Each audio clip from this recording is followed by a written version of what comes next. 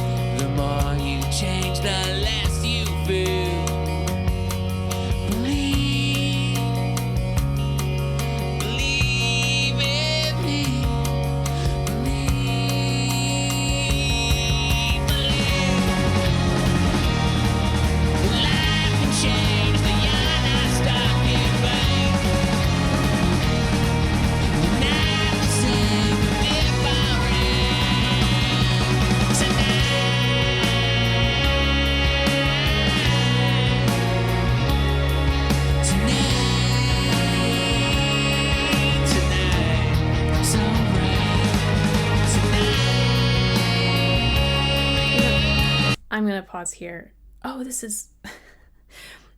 It feels shorter than it is just because I kind of got lost in it a little. I have absolutely heard of the Smashing Pumpkins before. I am trying to... I'm going to look up a few of their songs. This is not familiar to me. As you guys know, I'm kind of terrible with song titles. You could say one and I would think I'd never heard it, and then I actually hear the song and I realize I have. So there's a chance that I've heard them before, but isolating this one song, I am fascinated by his vocals. He does way more than I was anticipating.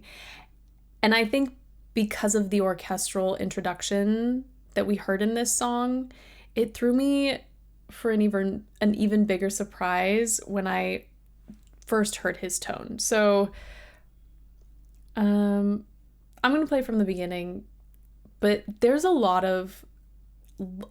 lot of quick shifts that happen vocally, so there will be a lot of stopping and starting.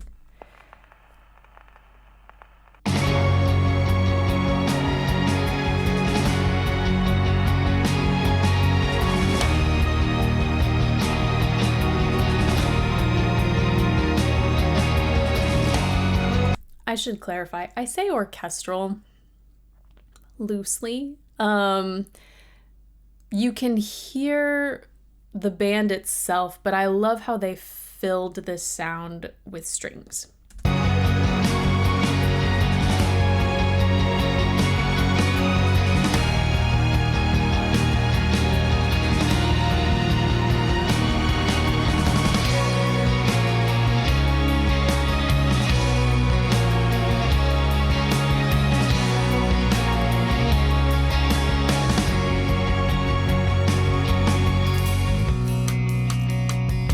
That transition, even though it feels a little abrupt, I still think it was done so elegantly to gently release all of that string sound and pare this down in a way that just... They didn't shift from that really elegant sound to something that was super harsh. I think going going to a sound that feels more pared down but not lacking was really smart.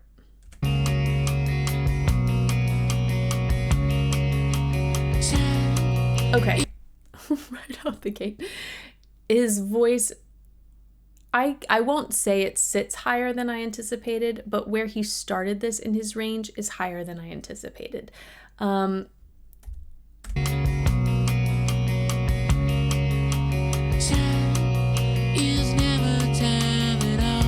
It's very nasal.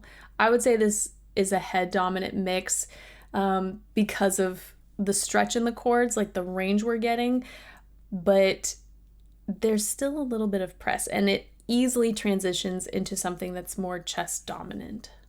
I didn't know when, but that's exactly it.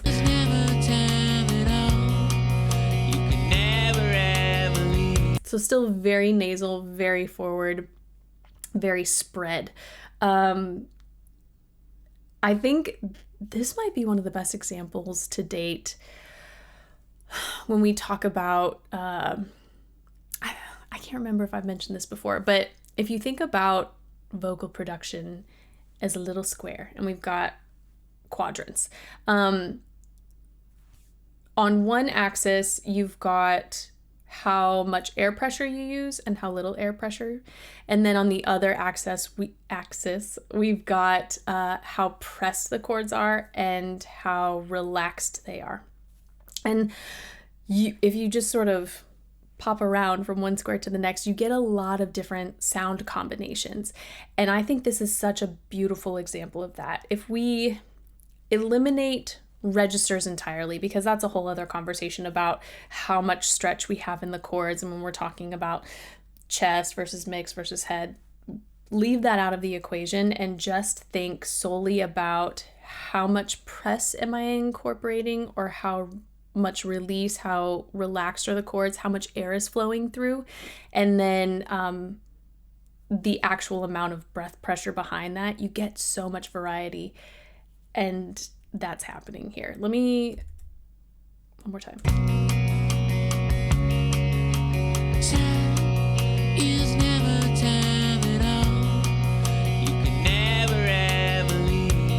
So if you think about, and again, I know things can happen in like post-production, the actual mix of the song, but he starts this out in something that feels lighter. It doesn't sound like there's as much air pressure, and it doesn't sound like there's a lot of press in the chords. We're getting some airflow. We can hear that sort of fuzziness. And then he switches, still in something that feels like it's a similar placement with the nasality and the spread, but the chords press a lot more together.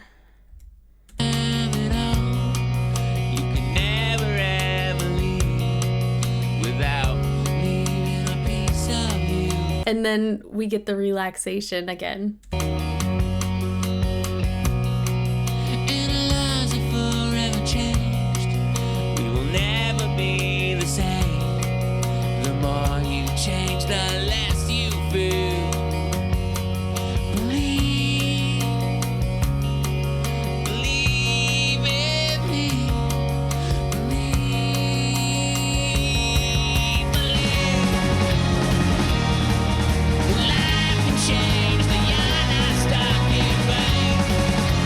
It's such a unique sound. I think partially because in most contemporary genres, singers shy away from this particular quality, that really nasal, bright, thin, forward, edgy sound. We hear little sprinklings of that, but most singers do not incorporate that in their core sound. So to hear it so consistently throughout this whole entire piece, I think is just really interesting.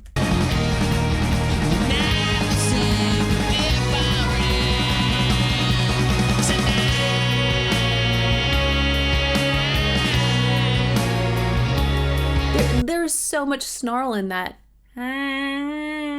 It's so... oh my goodness. Yeah, lowered soft palate. So if you keep the soft palate lowered, then sound can come through the nose.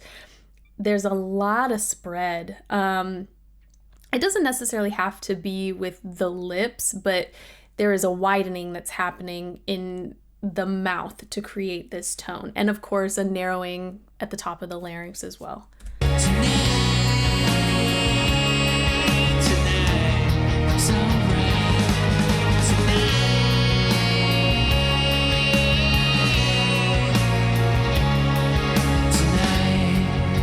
He might also, and again, I'm just theorizing, he might also allow the larynx to rise a bit. The pharynx is behind the larynx. And so if the larynx is sitting in a really high position, the pharynx can't open as much. And when I talk about open pharyngeal sound or yawn space or back space, that includes the pharynx. And so if we are hindering the space in the pharynx, we also get this thinner sound. I don't know. It really is just, it's intriguing to me. And I love that he embraced this tone, obviously, millions of views, so we don't hear this as often. So I think it's really cool.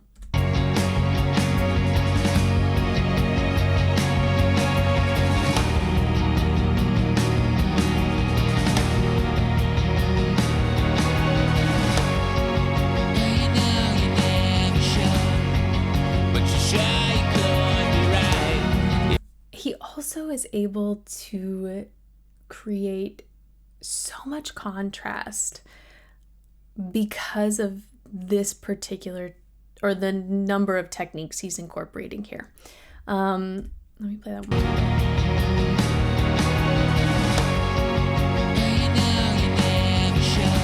It sounds so light.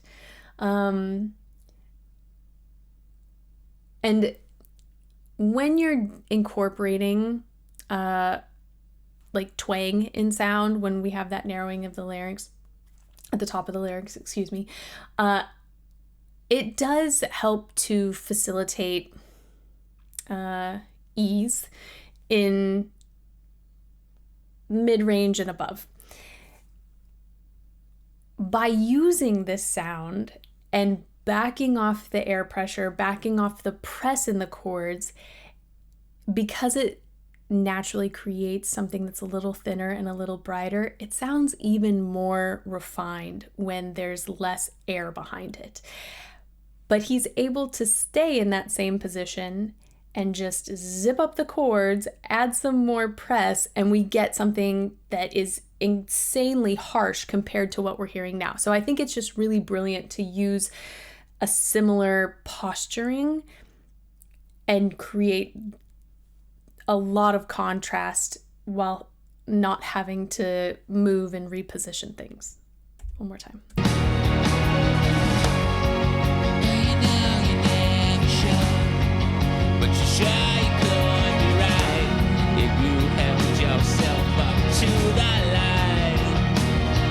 His phrasing is really interesting too. In that lighter approach, da, da, da, da, da, it was almost like a lilt, and then here it's getting more percussive.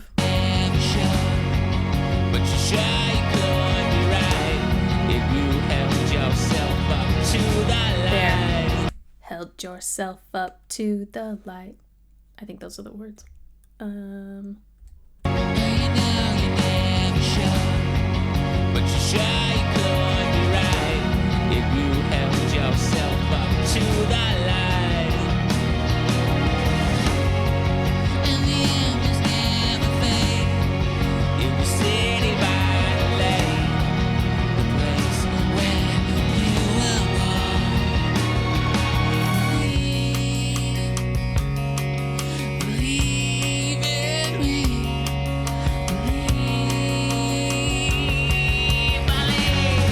So we get to hear an incredible crescendo, but it's not just volume that's shifting, it's the sound itself, because he's going from something with a lighter onset, more airflow, to something more pressed.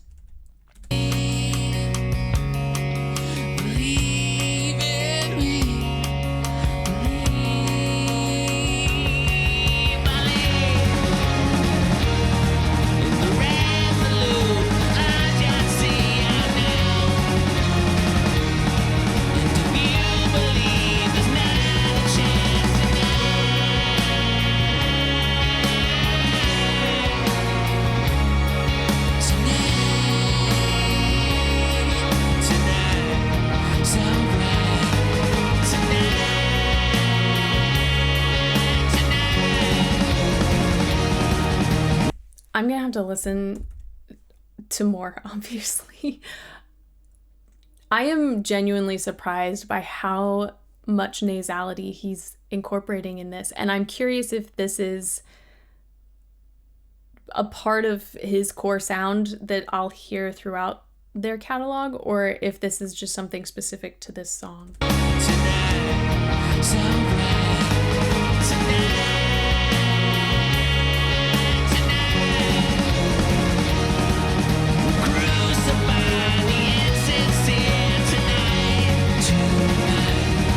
You can also hear how easy it is, how it sounds easy for him to start incorporating texture in that really pressed yet high, thin sound. Let me play this one more time.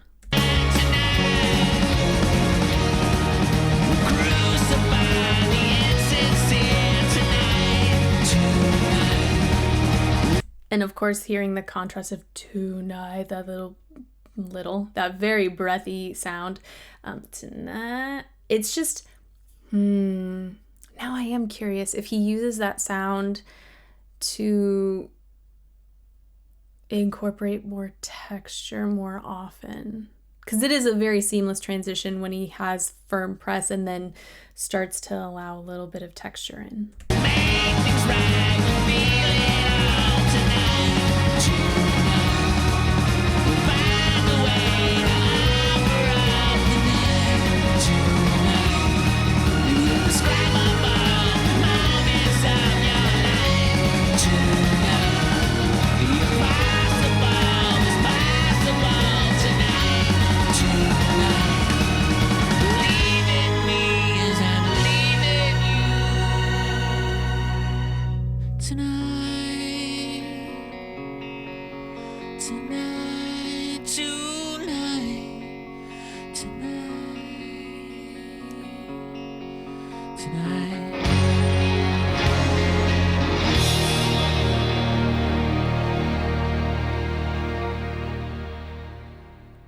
I stand by what I said. I think that is one of the best examples I have heard when it comes to variation in adduction, in press, in the chords. And he went back and forth so many times and created such beautiful contrast, but also beautiful and interesting sounds.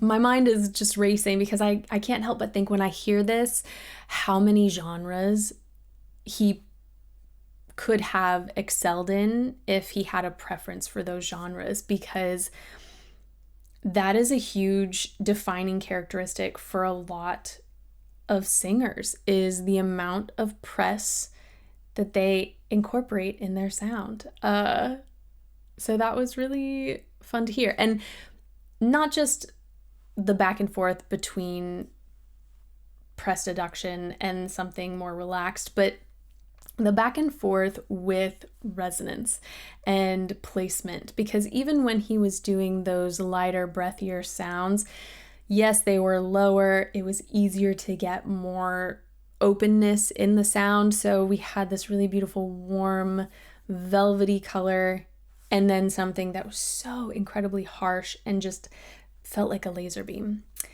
I don't know if the video itself is going to get blocked, but I do want to say I so enjoyed the music video that they came up with for this piece. I think I've said this before. I just love when artists incorporate other forms of art or collaborate with other artists to create something really special. And the two paired beautifully together, but it was just a really cool concept. So I want to give props to, like, golly, I was like, I don't know if it was just whoever came up with the idea, the director, the people involved in designing everything. I thought it was really cool. So that is it for today.